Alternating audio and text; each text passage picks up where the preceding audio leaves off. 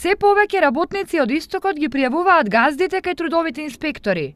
Се жалат дека или воопшто не им е исплатено, или дека на име К15 добиле од 100 денари до најмногу 3000.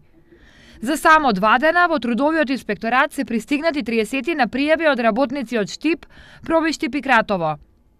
Од трудовиот инспекторат информираат дека ги чекаат извештаите за исплатени плати за месец декември и исплатите на К15 што треба да пристигнат во текот на јануари. По ова, инспекторите ќе ја испитуваат нивната фактичка состојба, ликвидноста на фирмите и оправданоста или неоправданоста на неисплатениот или исплатениот К15, а потоа ќе биле преземени адекватни мерки што ги предвидува законот.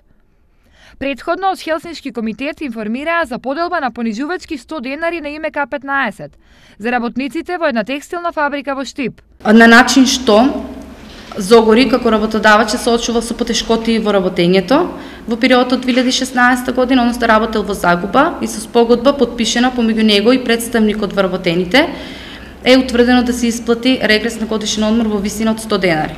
Ваквата состојба е резултат на законските недоречености кои според синдикатот оставаат простор за манипулации.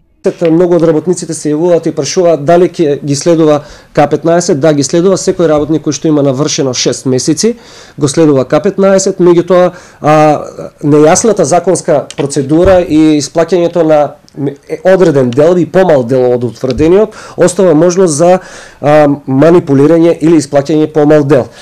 Инаку регресот за годишен одмор треба да биде во висина од најмалку 40% од основицата. За работодавачите кои неоправдано не исплатиле К15 или барале да биде вратен, законот предвидува казна затвор од 3 месеци до 1 година, а правниот субјект ќе се казни со 4000 евра.